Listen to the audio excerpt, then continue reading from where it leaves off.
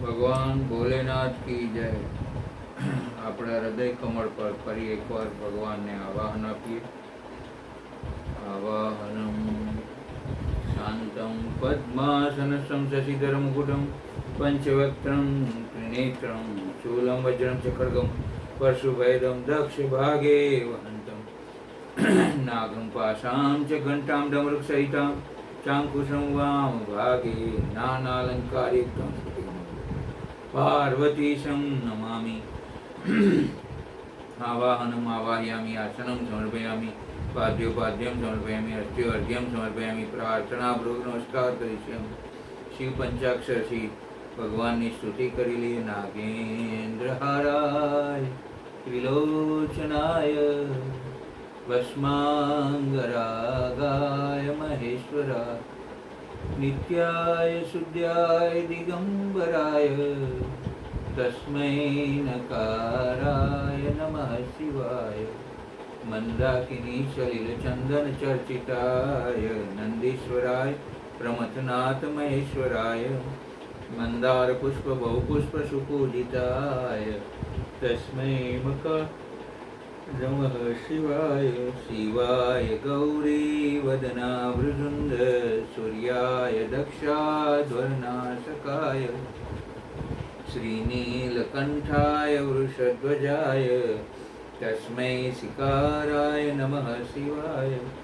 વસિષ્ઠકુંભોદ્ભવ ગૌતમાય મુનીન્દ્રદેવાર્ચિતશેખરાય ચંદ્રાર્કવૈશ્વાનરલોચનાય તસ્મૈ વકારાય નમઃ શિવાય. યક્ષસ્વરૂપાય જટાધરાય પિનાકહસ્તાય સનાતનાય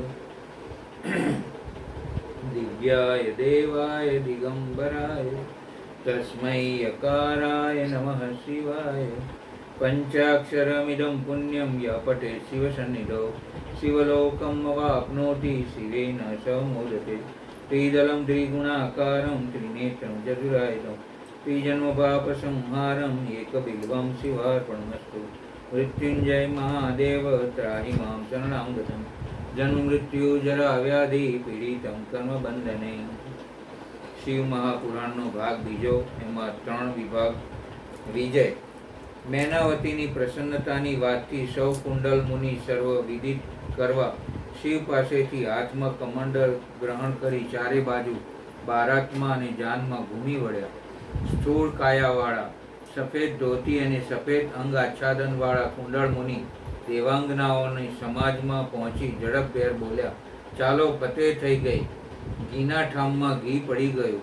શિવજીના દિવ્ય રૂપના દર્શન પામી મેનાવતી પાર્વતીને પરણાવવા કબૂલ થઈ ગયા છે. હવે ગીતો ગાઓ, મંગલ ગીતો ગાઓ. કુંડલ મુનિને શિવજીના તેમજ હિમવાનના નારદ જેવા જ અગ્રગણ્ય માની જે સામે મળતું તે થંભાવી નમસ્કાર કરી પૂછતું, નમસ્કાર શર્માજી, નમસ્કાર, જટ કહો, અમારે ઉતાવળ છે. મેનાવતી, વિવાહ સારું સંમત થયા ને? હા, કેમ ના થાય? અમને કેટલો પરિશ્રમ પડે છે એ તમે શું જાણો? સાચી વાત છે તમારી. થોડે દૂર જતા કુંડલ મુનિ પત્નીઓને કહેતા, હવે વિષાદ છોડો, વિવાહ કાર્ય થાય છે એમ? ત્યારે શું અમે મિથ્યા વાત કરીએ છીએ? મેનાવતી સંમત થઈ ગયા છે. ઠીક થયું, હવે દેવતાઓનું કાર્ય થશે. અમને ચિંતા હોય ને? ત્યારના અથાગ મહેનત કરતા હતા ત્યારે આજે આ ફળ મળ્યું છે. પણ હે મુનિરાજ, એક મુનિ પત્ની હોઠે આંગળી અડકાળી પૂછતી કે દેવી મેનાવતી માન્યા, પણ હવે ગૌરી દેવી ક્યારે મનાવાના છે? શું હવે તમે અત્યારે ભારે કાર્ય નીચે આવું કહી રહ્યા છો? ખોટું શું કહ્યું? તમારે માયા સાથે લગ્ન નથી કરવા? થશે, વિધિ નિર્માણ હશે ત્યારે થશે.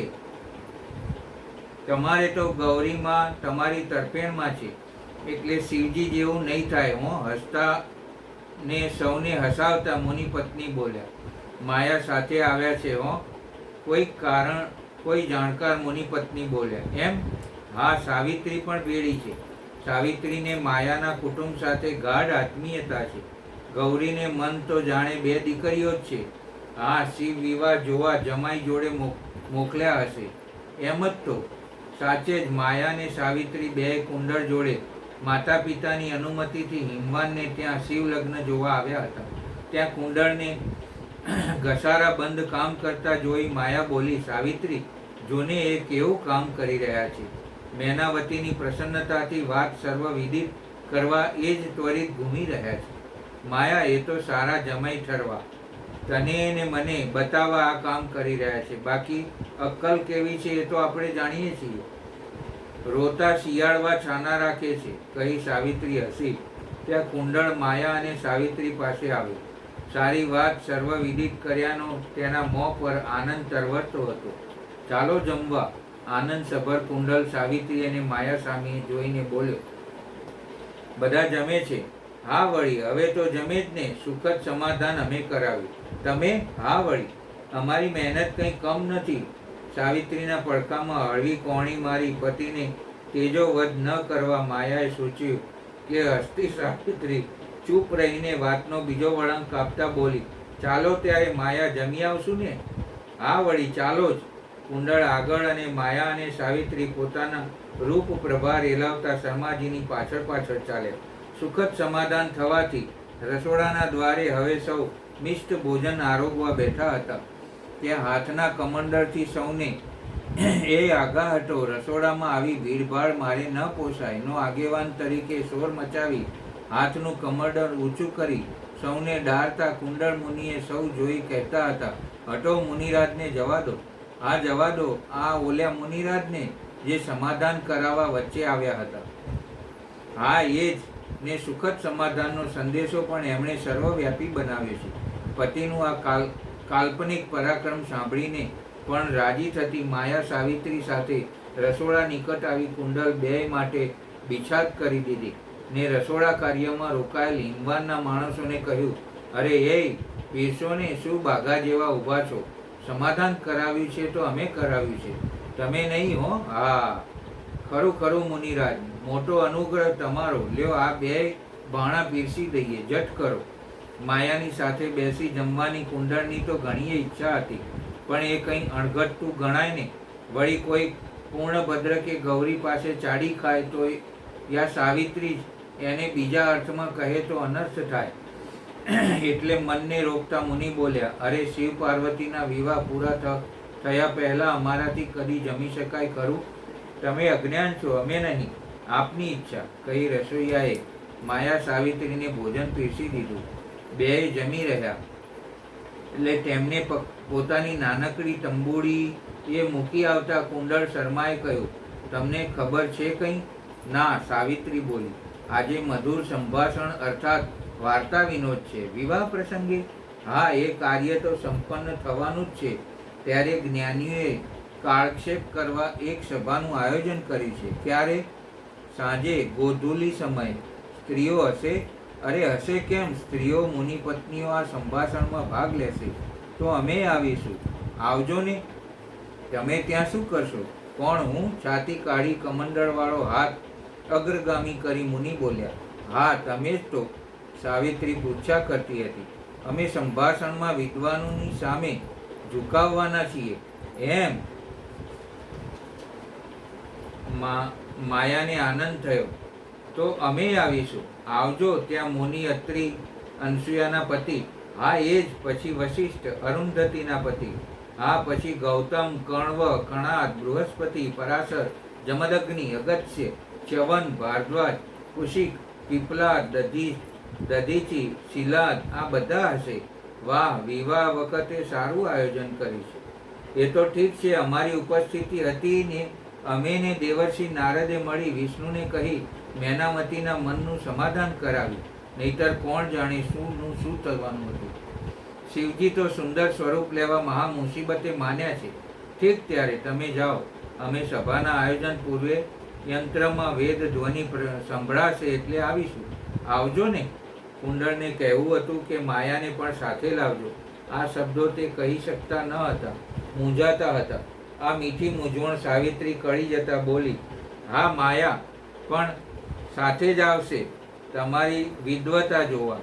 કુંડળ ખુશ થયો ને છાતી કાઢી તે પર હાથનો પંજો અથડાવી બોલ્યો, જોઈ લેજો, વિદ્વાન સભામાં અમારી બુદ્ધિ પ્રતિભા. સાવિત્રીના હોઠે વળી શિયાળવાની વાત આવી, પણ એ ગળી ગઈ. કુંડળ રવાના થયું. ચોમેર માનવ મહેરામણ હડૂડતો હતો. સાવિત્રીએ માયાને કહ્યું, બહેન, આપણે આવાસ પર જઈએ. ભગવાન શિવ તેમના આવાસ પર દેવતાઓ સહિત ગયા છે. જોવાનો સુંદર સમય છે. ચાલો, સભાનો સમય છે, ત્યાં જઈ આવીએ. બે હિમવાનના મહેલ પર આવી. ત્યાં પ્રસન્ન ચિત્તે ભગવાન શિવ બધા દેવતાઓ અને બીજા લોકો સાથે પોતાના ગણો સહ હિમવાનના ધામમાં ગયા. હિમવાનના શ્રેષ્ઠ પત્ની મેના પણ સ્ત્રીઓ સાથે ઘરની ભીતર ગઈ અને શંભુની આરતી ઉતારવા હાથમાં દીપકોથી સજાવેલ થાળી લઈ બધી ઋષિ પત્નીઓ તથા અન્ય સ્ત્રીઓ સાથે આદરપૂર્વક દ્વાર પર આવી. ત્યાં આવી મેનાએ બધા દેવતાઓથી સેવિત ગિરજાપતિ મહેશ્વર શંકરને જે દ્વાર ઉપર ઊભા હતા ભારે પ્યારથી જોયા. તેમની અંગક્રાંતિ મનોહર ચંપા સમાન હતી. તેમને એક મોં અને 3 નેત્ર હતા. પ્રસન્ન મુખારવિંદ પર મંદ મુસ્કાનની છટા છવાઈ હતી. તે રત્ન અને સુવર્ણ આદિથી વિભૂષિત હતા. ગળામાં માલતીની માળા પહેરી હતી. સુંદર રત્નમય મુગુટ પહેરવાથી તેમનું મુખમંડળ ઉજ્જવલ પ્રભાથી ઉભાસિત થઈ રહ્યું હતું. કંઠમાં હાર આદિ આભરણ શોભા દઈ રહ્યા હતા. સુંદર કડા અને બાજુબંધ તેમની ભુજાઓને વિભૂષિત કરી રહ્યા હતા. અગ્નિ સમાન નિર્મળ અને અનુપમ, અત્યંત સૂક્ષ્મ, મનોહર, વિચિત્ર અને બહુમૂલ્ય યુગલ વસ્ત્રોથી એમની શોભા ભારે વિરચાતી હતી. ચંદન, અગર, કસ્તુરીના મનોહર કુમકુમના અંગરાગથી તેમના અંગ વિભૂષિત હતા. તેઓ હાથમાં રત્નમય દર્પણ રાખ્યું હતું. તેમના 2 નેત્ર કાજળથી સુશોભિત હતા. તેમણે પોતાની પ્રભાથી બધાને આચ્છાદિત કરી દીધા હતા અને બહુ જ મનોહર દિસતા હતા. અત્યંત તરુણ, પરમ સુંદર અને આભરણભૂષિત અંગોથી સુશોભિત હતા. કામિનીઓને અત્યંત કમનીય પ્રતીત થતા હતા. તેમનામાં વ્યગ્રતાનો અભાવ હતો. તેમનું મુખ કરોડો ચંદ્રમાઓથી પણ અધિક આહ્લાદકજન્ય હતું. તેમના શ્રીઅંગોની છબી કોટી કામદેવોથી પણ અધિક મનોહારિણી હતી. તે પોતાના બધા જ અંગોથી સુંદર હતા. આવા સુંદર રૂપવાળા ઉત્કૃષ્ટ દેવતા ભગવાન શંકર શિવને જમાઈના રૂપમાં પોતાની સામે ઉભેલા જોઈ મેનાની સારીએ શોક ચિંતા દૂર થયેલી સૌએ નિહાળી. તે પરમાનંદ સિંધુમાં નિર્મગ્ન બની ગઈ અને પોતાના ભાગ્યની, ગિરજાની, ગિરિરાજ હિમવાનની અને તેના બધા કુળની પ્રશંસા કરવા લાગી. સતી મેનાનું મુખ પ્રસન્નતાથી ખીલી ઉઠ્યું હતું. તે પોતાના જમાઈની શોભાનું આનંદ અવલોકન કરતી તેની આરતી ઉતારવા લાગી. પાર્વતીએ કહેલી વાતને વારંવાર યાદ કરી મેનાને ત્યારે વિસ્મય થઈ રહ્યું હતું. તે હર્ષોત્ફુલ્લ મુખથી યુક્ત બની કહેવા લાગી, પાર્વતીએ મને પહેલા જે બતાવ્યું હતું તેથી પણ અધિક સૌંદર્ય હું આ પરમેશ્વર શિવના અંગમાં જોઈ રહી છું. મહેશ્વરનું મનોહર લાવણ્ય અદ્વિતીય છે. અને આરતી ઉતારી આનંદ પામી મેનાવતી ઘરમાં ગયા. ત્યાં યંત્રમાં શોર થયો. મુનિગણો વિદ્વાન સભામાં પધારે. સંસ્કાર વાંચુઓ શીઘ્ર ઉપસ્થિત થાય. સભા હમણાં જ કાર્ય આરંભ થશે. માયા અને સાવિત્રીએ આ અવાજ સાંભળ્યો. એ તો કુંડલનો અવાજ હતો. ચાહીશું ને માયા સભામાં? હા, ચાલીએ. શર્મા સભામાં શિયાળવા છાના રાખવા જેવો ફજેતો ના કરે તો સારું. એવું નહીં બને. નારીઓના સંપર્કથી અનભિજ્ઞ શર્મા આપણી નારીઓની વચ્ચે મૂંઝાઈ જતા. મીઠી અકળામણમાં યદા તદા બકવાદ થઈ જતો. એમાં એમનો દોષ ક્યાં હતો? મોટાએ નારીઓ પાસે ભૂલ ખાઈ જાય છે. વાહ માયા વાહ, તું તો પરણ્યા પહેલા શર્માને વખાણવા માંડી છે. ના સાવિત્રી, હું તો વાસ્તવિકતા કહું છું. ઠીક, લે ચાલો. પાછા શર્માજીની આંખો તને ન જોતા ખેંચાઈને દુખવા આવશે. હવે રેને બાઈ, તારી જીભને પહોંચાય એવું નથી. હું એ વાસ્તવિકતા કહું છું. હસીને સાવિત્રી બોલતી આગળ થઈ. સભામાં બેહુ આવી.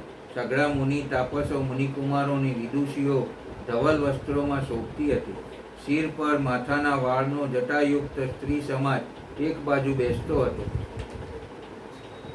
વિદ્વાનોની ચર્ચા સાંભળવાની અનુરાગીણી કેટલીક દેવાંગનાઓ પણ અહીં આવી બેસતી હતી. તે કહેતી હતી, અમારે સ્વર્ગમાં આવી જ્ઞાન ચર્ચાઓ કદી થતી જ નથી કે જેનાથી આત્મા ઉર્ધ્વગામી બને. પૃથ્વી પર આટલું સુખ છે કે અહીં વારંવાર આવા નાના નહીં પણ મહિને ને 4.5 મહિનાના યજ્ઞોના આયોજન થાય છે. અમને સ્વર્ગવાસીઓને એની મુદ્દલ ગમ ના મળે. અમારે તો માત્ર શારીરિક અને માનસિક સુખ સિવાય આત્માને ઊંચે લઈ જવાનું કોઈ સાધન છે જ નહીં. કંઈ વિચારવાનું એ નહીં. તમને આજે આ લાભ મળશે. આ શિવ પાર્વતીના વિવાહમાં ઉપલક્ષમાં ગુણવાનો આજે તો પરમ માંગલિક પ્રસંગ છે. શિવ પાર્વતીના ત્રિભુવન વિદિત લગ્નનો મંગલપ્રદ સમય છે. આ સમયને ધન્યતામાં આપણે કળાક્ષેપ સારું એક સભાનું આયોજન કરી છે ને એમાં માત્ર એક જ પ્રશ્ન મૂકવાનો છે, કારણ કે સમય થોડો છે. આ એક પ્રશ્નનો યથાયોગ્ય ઉત્તર વાળશે તેને ભારદ્વાજ મુનિના પવિત્ર હાથે 3 વેદની એક પ્રત પુરસ્કાર રૂપે આપવામાં આવશે. ઊભા થઈ કણાદ મુનિ બોલ્યા, સન્નારીઓને આમાં ભાગ લેવાની છૂટ છે. એક મુનિ પત્નીએ ઊભા થઈ કણાદ મુનિને પૂછ્યું, હા લઈ શકે છે. વિદ્વતામાં સ્ત્રી પુરુષના ભેદ ક્યાં હતા? મુનિ જમદગ્નિએ જવાબ વાળ્યો, ઠીક તો કાર્ય આરંભ થવા દો, કહી મુનિ પત્ની બેસી ગયા. સભાજનો ઊભા થઈ અત્રિ મુનિ બોલ્યા, અહીં પૂછાયેલ પ્રશ્નનો ઉત્તર યથાર્થ છે એ નિર્ણય સારું.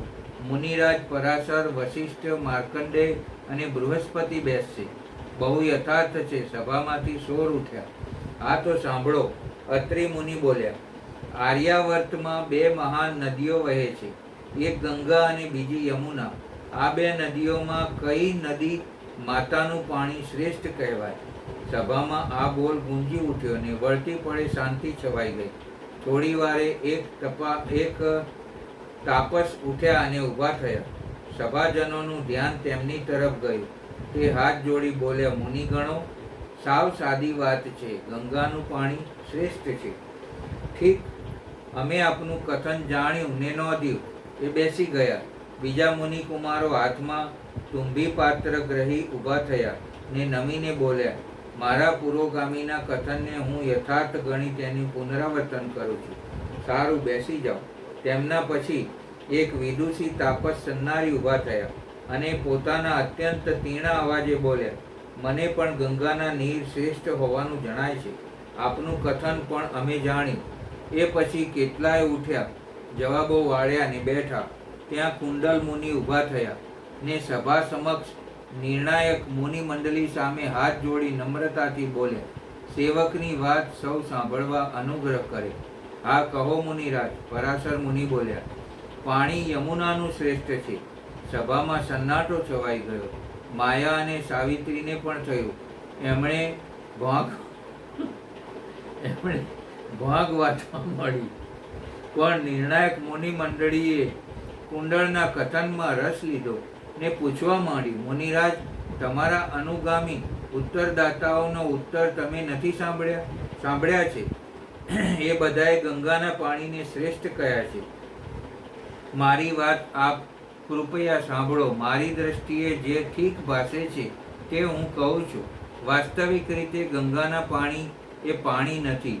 ત્યારે શું ધૂળ છે? સભામાંથી મર્માત્મક શોર ઉઠ્યા.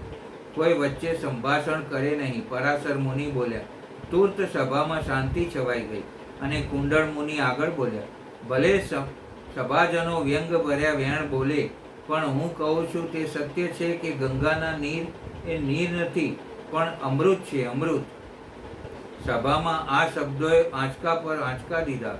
કુંડળ આગળ બોલ્યા, કારણ કે મૃત માનવીના મોંમાં અંત સમયે ગંગા માતાના નીર 2 ટીપા જાય તોય તેને મોક્ષ મળે છે. ગંગા સ્નાન કરવાથી બધા પાપમાંથી છુટકારો થાય છે. ગંગાના દર્શન માત્રથી, દર્શન ન કરી શકે તેવાઓ ગંગા માત્મય માત્ર સાંભળવાથી મોક્ષને પામે છે. આવી ગંગા નદીના પાણી નહીં પણ અમૃત કહેવાય. જ્યારે યમુનાના પાણી એ પાણી તરીકે શ્રેષ્ઠ છે. નિર્ણાયક મુનિ મંડળીના ચહેરા પર આનંદની આભા ચમકી ઉઠી અને સર્વાનુમતે નિર્ણય આપતા કહ્યું, અહીં જેટલા ઉત્તરદાતાઓએ ઉત્તર આપ્યા તેમાં કુંડળ મુનિ એકનો એક પ્રત્યુત્તર શાસ્ત્ર સંમતને સર્વ આધાર યુક્ત છે. અમે એ સાંભળી બહુ પ્રસન્ન થયા છીએ. હવે તેઓ આગળ પધારે એટલે 3 વેદની નકલો તેમને આપવામાં આવે. કુંડળ મુનિ હળવેકથી ચાલી નિર્ણાયક મુનિ મંડળી સમીપ ગયા. ત્યાં પ્રસન્ન વદને ભારદ્વાજ મુનિએ પોતાના હાથેથી ઋગ્વેદ, યજુર્વેદ અને સામવેદ આ 3 વેદની એક એક હસ્તપ્રત આપી સભાજનોએ કુંડળ મુનિની જય જયકાર બોલાવી કે હાથ ઊંચો કરી કુંડળ શર્મા બોલ્યા, અરે અહીં કોની જય બોલાવાય, શિવજીની કે મારી? બોલો ભોલેનાથ શિવજી કી જય. સભાજનોએ આ શબ્દો દોહરાવી પોકાર્યું, ભોલેનાથ શિવજીની જય, મહાદેવ પાર્વતીની જય, મહાદેવ પાર્વતીની જય. સભાએ વળી કુંડળ મુનિના શબ્દો દોહરાવી મહાદેવ પાર્વતીની જય બોલાવી. માયાની છાતી ગજગજ ફૂલી. પતિ આટલા વિદ્વાન અને સભાજિત હશે તેવી એને સૌ પ્રથમ જાણ થઈ. માયા બાની પસંદગી સાચી ને સારી છે હો. મર્મમાં હસતી સાવિત્રી માયા તરફ જોઈને બોલી, બહેન સંસ્કાર સંપન્ન તો છે જ, ઓછા હોય તો તું પૂરા કરી દેજે. સાવિત્રી એ મારામાં સંસ્કાર લાવે એવું મને તો કળાય છે, કારણ કે પેલી સંસ્કૃત ઉક્તિ જેવા તે સર્વતો ભદ્ર છે. ભદ્ર ભોળા જ વિદ્વાન હોય છે. ત્યાં વિજય કુંડળને પતિને ધરતી ધમધમાવતા ઉતાવળા પોતાના તરફ આવતા જોયા ને માયા સાવિત્રીની પાછળ જઈ ઊભી. શુભ વિવાહ. અમારા સભાના વિજયથી અમે બહુ રાજી થયા છીએ. સાવિત્રીએ આવી ઊભેલા કુંડળ મુનિને કહ્યું. માયાએ સાવિત્રીની પીઠ પાછળથી એ કુંડળ તરફ એક સ્નેહસભર ને આનંદજન્ય એક દ્રષ્ટિ નાખી. એ દ્રષ્ટિમાં આવા પતિની પત્ની હોવાનો ગર્વ નિષ્પન્ન થયો હતો. બૈરાની નજરે આ અસામાન્ય ઘટના છે. અમારા માટે આ ઉત્તર સહેલો સઠ છે, છતાં બુદ્ધિની કસોટીએ ચડાવીએ તેવો છે જ. હવે ચાલીશું ભગવાન શિવ પાર્વતી જ્યાં બિરાજે છે ત્યાં. હા ચાલો, ચાલીશું માયા, ચાલો. કુંડળ મુનિ આગળ ચાલ્યા. સામે જે કોઈ મળતું તે આ અભૂતપૂર્વ વિજય હાંસલ કરનાર કુંડળ મુનિ સામે હાથ જોડી નમસ્કાર કર્યા વિના રહેતું નહીં. નમસ્કાર મુનિરાજ, નમસ્કાર. હિમવાનના નિવાસ સ્થાને પધારો છો? હા. આપની શિબિર? કેમ શિબિરનું પૂછવું પડ્યું? થોડી એક શંકા આપને ચરણે નિવેદન કરી નિવારણ કરવું છે. હમણાં તો હું ચિંતામગ્ન છું, કારણ કે બારાત પરાણે કૈલાસ પર પાછી ન જાય ત્યાં સુધી ક્યારે શું બને તે કહેવાય નહીં. મળ મેનાવતીને સમજાવીને પાંસરું કર્યું છે, એટલે હમણાં નિવૃત્તિ શું, શ્વાસ લેવાય સમય નથી. આપને ક્યાં મળી શકાય? પૂર્ણભદ્ર શર્માના આશ્રમે.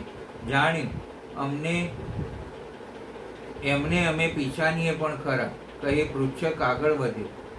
હસતા સાવિત્રી બોલી, આ ઠીક, તમારે પૂર્ણભદ્ર શર્માનું ઘર હાથમાં આવી ગયું છે તે બધાને કાયમી નિવાસસ્થાન જેવું કહો છો. મફતની મજા ને સીમાડે ધજા કહેવત જેવું કરો છો. પણ અમારે ગૌરીબા હમણાં તમારી વિદાય કરી દેશે તો હાથેથી કામ કરવાની, રાંધવાની, સમીર, દર્ભ, ફૂલ વીણવાની કડાકૂટ જ મટી જાય ને. એટલે તમે એમ સમજો છો કે તમારા વિવાહ માયા સાથે ઝટપટ કરી દે એમ ને? હા. શુભ કાર્યોમાં સમય વ્યતીત કરવાની શી જરૂર છે? પછી કદીએ નહીં આવે. આવો ફળ તો નહીં જ આવે, નહીતર શિવ પાર્વતીના વિવાહ યોજાય કેમ? આવો સમય તો નહીં જ આવે, નહીં તો શિવ પાર્વતીના વિવાહ યોજાય જ કેમ? હવે તો ઠીક છે, શિવજી સુંદર સ્વરૂપના થતા શિવાપરણ છે, નહીતર મેનાવતીની રીસ વિવાહ થવા દે ના. ત્યારે કાળ સારો છે એવું શું ડીંગ આંકે રાખો છો? સમગ્ર મુનિમંડળ અને સપ્તર્ષિઓએ આ કાળને નિર્ણિત કર્યો હતો. ઠીક, એ તો દેવતાઓને તારકાસુરના ત્રાસમાંથી ઉગારવા ઝટપટ શિવ વિવાહ કરવા આ બધું આયોજન થયું છે. સાવિત્રી, તમે પણ જબરા છો હો. આપ આગે ને નજીક બધે જ દ્રષ્ટિ રાખી રહ્યા છો. ઠીક, હવે ચાલો જલ્દી હિમવાનના આવાસે. તેઓ ત્યાં પહોંચ્યા ત્યારે દેવગણોને દેવાંગનાઓથી નિવાસ સ્થાન ઉભરાતું હતું. નગરની નારીઓ શિવજીને નિરખતી હતી ને કહેતી હતી, ગિરિરાજ નંદિની ધન્ય છે તને. દુર્ગા તો સાક્ષાત ભગવતી છે. અમે કદી આવા સુંદર વર જોયા નથી કે ધ્યાનમાં પણ આવ્યા નથી. આવા વરને પામી ગિરજા ભાગ્યવતી બની ગઈ. એ પળોમાં ભગવાન શિવનું એવું રૂપ હતું કે તે જોઈને દેવતાઓ પણ ખીલી ઉઠ્યા અને ગાંધર્વો તેમના યશનું ગાન કરવા માંડ્યા. અપ્સરાઓ નૃત્ય કરવા લાગી. વાદ્યો વગાડવા વાળા મધુર ધ્વનિમાં અનેક પ્રકારની કલા બજાવતા વાદ્યો વગાડતા હતા. હિમાલયે પણ આનંદિત બની દ્વારોચિત મંગલાચાર કર્યા. બધી નારીઓ સાથે મેનાએ પણ મહાન ઉત્સવ મનાવતા જતા વરનું પરિછન કર્યું અને પછી પ્રસન્નતાપૂર્વક ઘરમાં ચાલી ગઈ. એ પછી ભગવાન શિવ પોતાના ગણો અને દેવતાઓ સાથે પોતાને માટે અપાયેલ સ્થાને જાનીવાસે ચાલ્યા ગયા. એની વચ્ચે ગિરિરાજના અંતઃપુરની સ્ત્રીઓ દુર્ગાને સાથે લઈ કુળદેવીની પૂજા માટે બહાર નીકળી. ત્યાં દેવતાઓ જેમની આંખો પર પાંપણ કદી પડતી ન હતી પ્રસન્નતાપૂર્વક પાર્વતીને જોયા. તેમની અંગક્રાંતિ નીલ અંજન સમાન હતી. તે પોતાના મનોહર અંગોથી વિભૂષિત હતી. તેમનો કટાક્ષ કેવળ ભગવાન શિવ પર જ આદરપૂર્વક પડતો હતો. બીજો કોઈ પુરુષ પણ એના નેત્ર પડતા નહીં. તેનું પ્રસન્ન મુખ મંદ મુસ્કાનથી સુશોભિત હતું. તેનું કેશ ગુંથન ભારે સુંદર હતું. કપોલ પર બનેલી મનોહર પત્રભંગી તેમની શોભા વધારતી હતી. લલાટમાં કસ્તુરીની બિંદીની સાથે જ સિંદૂરની બિંદી શોભા દઈ રહી હતી. રત્નોમાં બનેલ કેયુર, વલય અને કંકણથી તેમની ભુજાઓ અલંકૃત હતી. ઉત્તમ મનોહર કુંડળોથી તેમના મનોહર કપોલ ઝગમગી રહ્યા હતા. તેની દંત પંક્તિ મણિઓ અને રત્નોની પ્રભાતે છીનવી લેતી અને મુખ શોભાને વૃદ્ધિગત કરતી હતી. બેઉ પગમાં રત્નોયુક્ત ઝાંઝર શોભા દઈ રહ્યા હતા. તેમણે પોતાના એક હાથમાં રત્નજડિત દર્પણ રાખ્યું હતું અને બીજો હાથ ક્રીડા કમલથી સુશોભિત હતો. તેમના અંગોમાં ચંદન, અગર, કસ્તુરી અને કુમકુમ અંગરાગ લાગેલો હતો. સમસ્ત દેવતા આદિઓને જગતની આદિ કારણભૂત જગતજનની પાર્વતી દેવીને જોઈ ભક્તિભાવથી મસ્તક ઝુકાવી મેના સહિત તેમને પ્રણામ કર્યા. માયા, સાવિત્રી અને કુંડલ મુનિએ પણ પ્રણિપાત કર્યા. એ પછી કાલી બહાર જઈ દેવી અંબિકાની પૂજા કરી પછી બ્રાહ્મણ પત્નીઓની સાથે ફરી પોતાના રમણીય આવાસમાં પ્રવેશી. ત્યારબાદ ગિરિશ્રેષ્ઠ હિમવાને પ્રસન્નતા અને ઉત્સાહની સાથે સાથે વેદ મંત્રો દ્વારા દુર્ગા અને શિવને ઉપસ્નાન કરાવ્યું. તે પછી ગિરિરાજની પ્રાર્થનાથી શ્રી વિષ્ણુ આદિ દેવતા અને મુનિ કુતૂહલપૂર્વક તેમના ઘરમાં ગયા અને ત્યાં તેઓએ વૈદિક અને લૌકિક આચારનું યથાર્થ રીતથી પાલન કરી ભગવાન શિવના દીધેલા આભૂષણોથી દેવી શિવાને અલંકૃત કર્યા. સખીઓ અને બ્રાહ્મણ પત્નીઓએ પ્રથમ પાર્વતીને સ્નાન કરાવી. પછી બધા પ્રકારના આભૂષણો દ્વારા વિભૂષિત કરી તેની આરતી ઉતારી. ત્રણેય લોકની જનની શૈલપુત્રી શિવા દિવ્ય વસ્ત્ર આભૂષણોથી સજ્જ થઈ મનોમન ભગવાન શિવનું ધ્યાન કરતી ત્યાં જ બેઠી. એ જ સમયે એની શોભા અદ્વિતીય હતી. એ અવસર પર બેઉ પક્ષોમાં મહાન આનંદદાયક ઉત્સવ થવા લાગ્યો. બ્રાહ્મણોને શાસ્ત્રોક્ત વિધિથી દાન દેવા માંડ્યા. લોકોને તરહ તરહનું ધન બાંટ્યું. વિશેષ ઉત્સવની સાથે ગીત વાદ્ય આદિ દ્વારા લોકોનું મનોરંજન કર્યું. તે પછી ભારે પ્રસન્નતા સાથે વિષ્ણુને બ્રહ્મા આદિ હિમવાનની રજા પામી પોતાના નિયત સ્થાન પર ગયા. એ બાદ ગંગાચાર્યે કન્યાદાનનો સમય જાણી હિમાલયને શંકર તથા જાનવાળાને બોલાવવા માટે કહ્યું. પછી તો વાજિંત્રો વાગવા માંડ્યા. હિમાલયના મંત્રીઓએ જઈ વર અને જાનવાળાને શીઘ્ર પધારવા સારું પ્રાર્થના કરી. તેઓ બોલ્યા, કન્યાદાન માટે ઉચિત સમય આવી ગયો છે, તેથી આપ લોકો શીઘ્ર મંડપમાં પધારો. મંત્રીઓ ગયા પછી લક્ષ્મીજીએ વિષ્ણુ સાથે શંકર પાસે આવી કહ્યું, દેવેશ, પ્રથમથી જ આવું સુંદર રૂપ ધારણ કરી રાખ્યું હોત તો આવું વિઘ્ન આવત નહીં, મેનાવતીને મૂર્છા આવત નહીં, અને હવે કૃપયા સર્પોને અને ભસ્મને હમણાં વેગળા રાખજો, અને જોજો ક્યાંક પાછા સહજ સમાધિ ચડી ન જાય, નહીતર લગ્નને ઠેકાણે રહી જશે. ઇન્દ્ર સાથે આવતા ઇન્દ્રાણી બોલે, અરે ઇન્દ્રાણી દેવી લક્ષ્મી, હવે તો સમાધિ શિવાના સ્વરૂપને દર્શનની ચડી ગઈ છે. ધ્યાનમાં પાર્વતી છે, એટલે અન્ય યોગ કે અન્ય સમાધિ ધ્યાનની જરાય સંભવિતતા નથી. ખરું કે નહીં? મહેશ સરસ્વતી સૌને આનંદ પમાડતા બોલે. દેવીઓને ઉપાલંબ સાંભળી શિવજી નિર્વિકાર, બ્રહ્મા મંદ હસ્યા. ભગવાન વિષ્ણુ બ્રહ્મા આદિની દેખભાળ તળે દેવતાઓને ભગવાન શિવને સુંદર વસ્ત્ર આભૂષણોથી સજ્જ કરી વૃષભની પીઠ પર બેસાડ્યા અને જય બોલતા બધા ચાલ્યા. ભગવાન શિવને આગળ કરી વાજિંત્ર બજાવતા અને કૌતુક કરતા બધા જાનવાળા હિમવાનના ઘર પર ગયા. હિમાલયના મોકલેલા બ્રાહ્મણ તથા શ્રેષ્ઠ પર્વત આગળ ચાલતા હતા. શિવના મસ્તક પર બહુ મોટું છત્ર હતું. બધી બાજુથી એમના પર ચામર ઢોળાતા હતા. ઉપરના ચંદરવા નીચે શંકર ચાલતા હતા. બ્રહ્મા, વિષ્ણુ, ઇન્દ્ર અને લોકપાલો આગળ રહી ઉત્તમ શોભાથી સુશોભિત થઈ રહ્યા હતા. શંખ, ભેરી, પટર, આકન અને ગૌમુખ આદિ વાજિંત્રો વારંવાર વાગી રહ્યા હતા. આ બધાની સાથે જગતના એકમાત્ર જીવન બંધુ ભગવાન શિવ પરમેશ્વર રોચિત તેજથી સંપન્ન બની યાત્રા કરતા હતા. એ સમયે બધા દેવેશ્વરો તેમની સેવામાં ઉપસ્થિત થઈ હર્ષોલ્લાસ તેમની પર ફૂલોની વર્ષા કરતા હતા. આ રીતે પૂજિત અને બહુ સ્તુતિઓ દ્વારા પ્રશંસિત પરમેશ્વર શિવે યજ્ઞ મંડપમાં પ્રવેશ કર્યો. ત્યાં શ્રેષ્ઠ પર્વતોએ શિવને વૃષભ પરથી ઉતાર્યા અને મહાન ઉત્સવની સાથે તેમને પ્રેમપૂર્વક ઘરની ભીતર લઈ ગયા. હિમવાને ઘરમાં આવેલા દેવતાઓ સહિત મહેશ્વરનું વિધિપૂર્વક ભક્તિભાવથી પ્રણામ કરી આરતી ઉતારી. પછી મહાન ઉત્સવપૂર્વક પોતાના ભાગ્યની સરાહના કરતા જતા તેમણે અન્ય દેવતાઓ તથા મુનિઓને પ્રણામ કરી તે બધાને સમ આદર કર્યા. શ્રી વિષ્ણુ સહિત મહેશ્વરના તથા મુખ્ય દેવતાઓને પાદ્ય અર્ઘ્ય દઈ હિમવાન તેમને પોતાના ભવનની ભીતર લઈ ગયા અને આંગણામાં રત્નમય સિંહાસન પર બ્રહ્માને, વિષ્ણુને, શંકરને અને અન્ય વિશિષ્ટ વ્યક્તિઓને બેસાડી એ સમયે મેનાએ પોતાની સખીઓ, બ્રાહ્મણ પત્નીઓ તથા પરસ્ત્રીઓ સાથે આવી આનંદ આરતી ઉતારી. કર્મકાંડના જ્ઞાતા પુરોહિતે મહાત્મા શંકર માટે મધુપર્ક પૂજન આદિ જે આવશ્યક કૃત્ય હતા તે બધા સહર્ષ સંપન્ન કર્યા. પછી બ્રહ્માના કહેવાથી પુરોહિતે પ્રસ્તાવને અનુરૂપ ઉત્તમ મંગલમય કાર્યનો આરંભ કર્યો.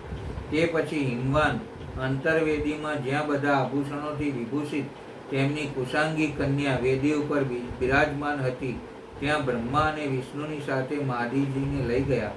તે પછી બૃહસ્પતિ આદિ વિદ્વાન ભારે ઉત્સાહથી સંપન્ન બની કન્યાદાનોચિત લગ્નની પ્રતીક્ષા કરવા લાગ્યા. ગર્ગાચાર્યે પુણ્ય વાચન કરતા પાર્વતીજીની અંજલિમાં ચાવલ ભર્યા અને શિવજી પર અક્ષત છોડ્યા. પરમ ઉદાર સુમુખી પાર્વતીએ દહી, અક્ષત, દુર્ભ અને જળથી ત્યાં રુદ્રદેવનું પૂજન કર્યું. જેના માટે શિવાએ બહુ ભારે તપસ્યા કરી હતી તે ભગવાન શિવને ભારે પ્રેમથી નિહાળતા તે ત્યાં અત્યંત શોભનીય બની રહી હતી. પછી બ્રહ્મા અને ગર્ગાદિ મુનિઓના કહેવાથી શંભુએ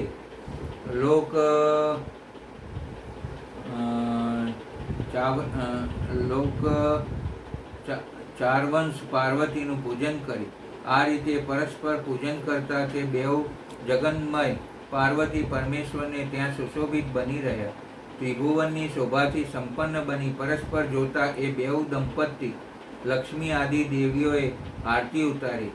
ગર્ગાચાર્યની પ્રેરણાથી પ્રેરિત થઈ મેના સહિત હિમવાને કન્યાદાનના કાર્યનો આરંભ કર્યો. એ સમયે મહાભાગ મેના વસ્ત્રાભૂષણોથી વિભૂષિત થઈ સોનાનો કળશ લઈ પતિ હિમવાનના ડાબા બિંગમાં બેઠી. તે પછી પુરોહિત સહિત હર્ષથી ભરેલા શૈલરાજે પણ આદિ દ્વારા વરનું પૂજન કરી વસ્ત્ર, ચંદન અને આભૂષણો દ્વારા તેમનું વરણ કર્યું. તે પછી હિમાલયે બ્રાહ્મણોને કહ્યું, આપ લોકો તિથિ આદિના કીર્તનપૂર્વક કન્યાદાનના સંકલ્પ વાક્યને પ્રયોગ બોલો. તેના માટે અવસર આવી ગયો છે. તે બધા દ્વિજ શ્રેષ્ઠ કાળના જ્ઞાતા હતા અને તથાસ્તુ કહીને બધાને ભારે પ્રસન્નતા સાથે તિથિ આદિનું કીર્તન કરવા લાગ્યા. પ્રસન્નતાપૂર્વક તે પછી હસીને હિમવાને કહ્યું, શંભુ, આપ આપના ગોત્રનો પરિચય આપો. પ્રવર, કુળ, તાપ, વેદ આદિ શાખાનું પ્રતિપાદન કરો. હવે વધારે સમય ન વિતાવો. હિમવાનની આ વાત સાંભળી ભગવાન શંકર સુમુખ હોઈને પણ વિમુખ થઈ ગયા. અશોચનીય હોઈને પણ તત્કાલ શોચનીય અવસ્થામાં પડી ગયા. એ સમયે શ્રેષ્ઠ દેવતાઓ, મુનિઓ, ગાંધર્વો, યક્ષો અને સિદ્ધોએ જોયું કે ભગવાન શિવથી કોઈ ઉત્તર નીકળી શકતો નથી. નારદજી હસવા લાગ્યા. નિકટ બેઠેલ કુંડળને સાવિત્રીએ કહ્યું, શર્માજી, તમારી પણ વિવાહનો સમય નજીક આવી રહ્યો છે. તમે પણ તમારા પ્રવર, કુળ, નામ, વેદ અને શાખાનું પ્રતિપાદન કરવા તે સમયે સજ્જ રહેજો. આ શિવજીને જેમ દિગ્મૂઢ ના બની જતા.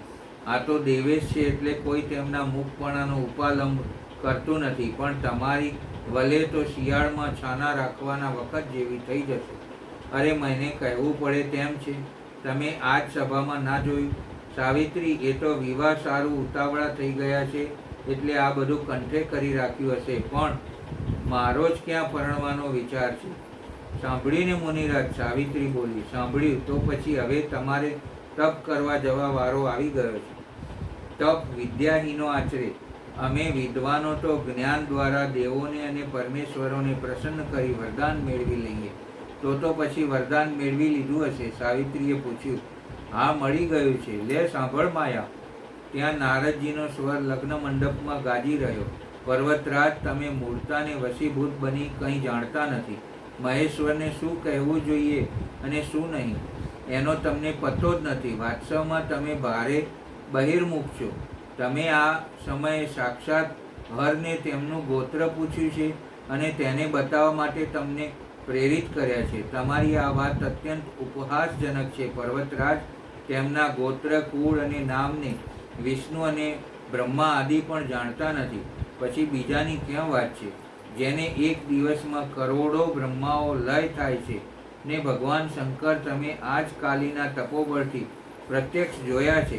તેમનું કોઈ રૂપ નથી. તે પ્રકૃતિ પર નિર્ગુણ પરબ્રહ્મ પરમાત્મા છે. નિરાકાર, નિર્વિકારી, માયાધીશ અને પરાત્પર છે. ગોત્ર, કુળ અને નામથી રહિત સ્વતંત્ર પરમેશ્વર છે. સાથે જે પોતાના ભક્તો પ્રત્યે દયાળુ છે. ભક્તોની ઈચ્છાથી જ તે નિર્ગુણમાંથી સગુણ બની જાય છે. નિરાકાર હોવા છતાં સુંદર શરીર ધારણ કરી લે છે અને અનામી હોવા છતાં પણ ઘણા નામવાળા થઈ જાય છે. તે ગોત્રહીન હોવા છતાં ઉત્તમ ગોત્રવાળા છે.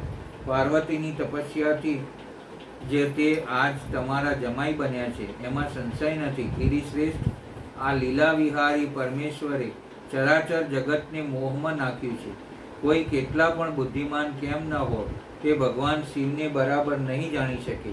શિવને જન્મ દેવાવાળા તાત મહાશૈલ, મારી વાત સાંભળો. અને શિવાને જન્મ દેવાવાળા તાત મહાશૈલ, મારી વાત સાંભળો અને તમારી પુત્રી પાર્વતીને શિવના હાથમાં સોંપી દો. લીલાપૂર્વક નામ રૂપ ધારણ કરવાવાળા સગુણ મહેશ્વરનું ગોત્ર અને કુળ કેવળ નાદ જ છે. આ વાતને તમે સારી પેઠે સમજી લો. શિવ નાદમય છે અને નાદમય શિવ, નાદ એ શિવમય છે. આ સર્વથા સાચી વાત છે. નાદ અને શિવ આ બંનેમાં કંઈ અંતર નથી. શૈલેન્દ્ર, સૃષ્ટિના સમયે બધાથી પહેલા લીલા માટે સગુણ રૂપ ધારણ કરવાવાળા શિવથી જ નાદ પ્રગટ થયો હતો અને એથી તે બધા ઉત્કૃષ્ટ છે. હિમાલય એથી મનોમન સર્વેશ્વર શંકર દ્વારા પ્રેરિત થઈ આજ હમણાં વીણા બજાવવાનો આરંભ કર્યો હતો અને મંડપ ઉપસ્થિત સૌએ મહેશ્વરની ગંભીરતા જાણી. બધા વિદ્વાન આશ્ચર્યચકિત બની ભારે પ્રસન્નતા સાથે પરસ્પર બોલ્યા, જેની આજ્ઞાથી આ વિશાળ જગતનું પ્રાગટ્ય થયું છે, જે પરાત્પર આત્મબોધ સ્વરૂપ સ્વતંત્ર લીલા કરવાવાળા તથા ઉત્તમ ભાવથી જાણવા યોગ્ય છે, તે ત્રિલોકનાથ ભગવાન શંભુના આજ અમે સારી પેઠે દર્શન કર્યા છે. પછી જે કર્મના સંપન્ન માટે પાર્વતીએ હજારો વર્ષ તપ કર્યું, જેને માટે મેનાએ મૂર્છા આવી ને જે માટે શિવ નટ બની નાચ્યા, તે પાર્વતીના દાનનો સમય આવી ગયો અને વિધિવત પોતાની કન્યાનું દાન કરવા હિમવાન બોલ્યા, ઇમામ કન્યામ તુભ્યામહમ દદાપી પરમેશ્વર ભાવાર્થમ પરસિદ્ધિ પરશુદ્ધિશ્યમ પ્રસિદ્ધ સકલેશ્વર. પરમેશ્વર, હું મારી આ કન્યા આપને આપું છું. આપ તેને આપની પત્ની બનાવવા માટે ગ્રહણ કરો. સર્વેશ્વર, આ કન્યા દાનથી આપ સંતુષ્ટ હો. આ ઉચ્ચારણ કરી હિમવાને પોતાની પુત્રી ત્રિલોકજનની પાર્વતીને તે મહાન દેવતા રુદ્રના હાથમાં દઈ દીધી. આ રીતે શિવાનો હાથ શિવના હાથમાં રાખી શૈલ મહારાજ મનોમન બહુ પ્રસન્ન થયા. એ સમયે તે પોતાના મનોરથના મહાસાગરને પાર કરી ગયા હતા. પરમેશ્વર મહાદેવજી પ્રસન્ન બની વેદ મંત્રના ઉચ્ચારણ પૂર્વક ગિરજાના કરકમળને શીઘ્ર હાથમાં લઈ લીધો. એ સમયે ત્યાં મહા આનંદદાયક મહોત્સવ પ્રસરી ગયો. પૃથ્વી પર, સ્વર્ગમાં અને અંતરિક્ષમાં પણ જય જયકાર શબ્દ ગુંજવા લાગ્યા. બધા શિવ પાર્વતીને નમસ્કાર કરવા લાગ્યા. ગાંધર્વો પ્રેમથી ગાવા માંડ્યા અને અપ્સરાઓ નૃત્ય કરવા માંડી. બ્રહ્મા, વિષ્ણુ અને ઇન્દ્ર હર્ષથી ભરાઈ ગયા. એ પછી હિમવાનના બંધુજનોએ ભક્તિપૂર્વક શિવાનું પૂજન કરી અનેક વિધિ વિધાનથી ભગવાન શિવને દ્રવ્ય સમર્પિત કર્યું. દહેજમાં હિમાલય અનેક પ્રકારનું દ્રવ્ય, રત્ન, પાત્ર, 1,00,000 સુસજ્જિત ગાયો, સાજ સામાનવાળા સજાવેલા 1,00,000 અશ્વ, કરોડ હાથી અને તેટલા સુવર્ણ જડિત રથ આદિ વસ્તુઓનું પ્રદાન કર્યું. એ રીતે વિધિપૂર્વક પોતાની પુત્રીનું દાન કરી હિમવાન કૃતાર્થ થઈ ગયો. હિમવાનની આજ્ઞા મળવા પછી મુનિઓએ ભારે ઉત્સાહ સાથે શિવને અભિષેક કર્યા અને મહાદેવજીનું નામ લઈ અભિષેકની વિધિ પૂરી કરી. તે બાદ મહેશ્વરે બ્રાહ્મણો દ્વારા અગ્નિની સ્થાપના કરાવી અને પાર્વતીને પોતાને આગળ બેસાડી ત્યાં ઋગ્વેદ, યજુર્વેદ તથા સામવેદના મંત્રો દ્વારા અગ્નિમાં આહુતિઓ દીધી. એ સમયે કાલીના ભાઈ મૈનાકે લાવાની અંજલિ દીધી અને કાલી તથા શિવ બંને આહુતિ દઈ લોકાચારનો આશ્રય લઈ પ્રસન્નતાપૂર્વક અગ્નિદેવની પરિક્રમા કરી. શિવ વિવાહનું શેષ કાર્ય બ્રહ્માએ પૂર્ણ કરાવ્યું. પછી તે બેઉ દંપતીનો અભિષેક થયો. બ્રાહ્મણોએ તેમને આદરપૂર્વક ધ્રુવનું દર્શન કરાવ્યું. ભારે ઉત્સાહપૂર્વક સ્વાસ્તિ વાચન કરાવ્યું. તે પછી બ્રાહ્મણોની આજ્ઞાથી શિવે પાર્વતીના મસ્તકમાં સિંદૂર દાન કરી. એ સમયે ગિરિરાજ નંદિનીની શોભા અદ્ભુત અને અવર્ણનીય થઈ ગઈ. પછી શિવ દંપતી બ્રાહ્મણોની આજ્ઞાથી એક આસન પર બેસી ગયા ને ભક્તોના ચિત્તને આનંદ દેવાવાળી શોભા પામવા લાગ્યા. એ સમયે આકાશમાંથી પુષ્પની વૃષ્ટિ થઈ, દુદુંબી વાગ્યા ને દિશાઓમાંથી જય જયકારના નાદ ઉઠ્યા. આ રીતે શિવજીને વિવાહ સંપન્ન થયા. આજે આપણે કથાને અહીંયા વિરામ આપીશું. આવતીકાલે આગળ વધીશું. નમઃ શિવાય. ઓમ નમઃ શિવાય. હર હર બોલે. નમઃ શિવાય. જટાધરાય શિવ જટાધરાય. હર હર ભોલે. નમઃ શિવાય. નમઃ શિવાય. ઓમ નમઃ શિવાય. હર હર ભોલે. નમઃ શિવાય. ભગવાન ભોલેનાથ કી જય. મિત્રો, કાલે આપણે વહેલા મળીશું. કાલે પણ આજની જેમ જ થોડા વધુ ભાગ લેવા પડશે. જય ભોલેનાથ.